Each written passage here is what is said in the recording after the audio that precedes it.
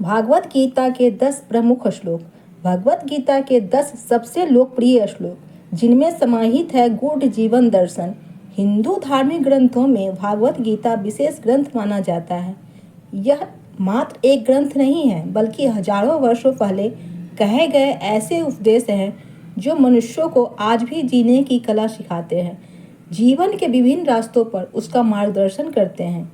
भगवत गीता के सैकड़ों श्लोकों से ऐसे 10 श्लोक लाए हैं जिसमें जीवन दर्शन के गूढ़ रहस्य समाहित है। श्लोक नंबर पहला।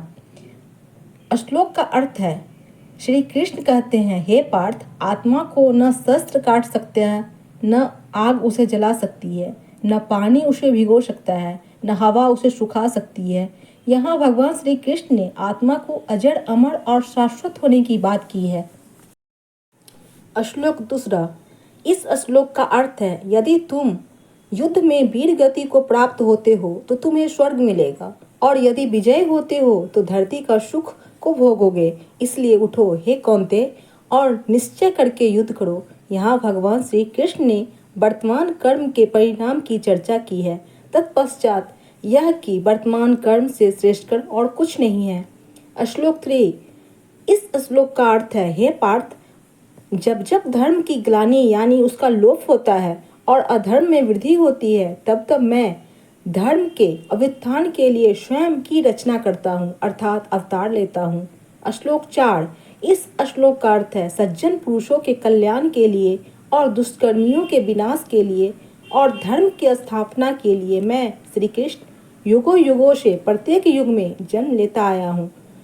श्लोक 5। इस श्लोक का अर्थ है, कर्म पर ही तुम्हारा अधिकार है, लेकिन कर्म के फलों में कभी नहीं। इसलिए कर्म को फल के लिए मत करो और न ही फल में तुम्हारी आसक्ति हो। यह श्रीमद् भगवद गीता के सर्वाधिक महत्वपूर्ण श्लोकों में से एक है, जो कर्म योग दर्शन का मूल आधार है। श्लोक 6।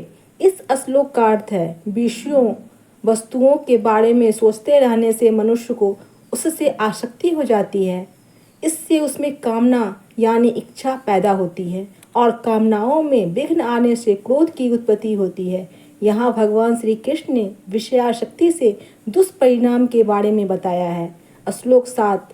इस श्लोक का अर्थ है, क्रोध से मनुष्य की मति मारी जाती है यानी मूढ़ हो जाती है, जिससे स्मृति भ्रमित हो जाती है, और स्मृति भ्रम हो जाने से मनुष्य की बुद्धि नष्ट हो जाती है, और बुद्धि का नाश हो जाने पर मनुष्य खुद अपना ही नाश कर बैठता है।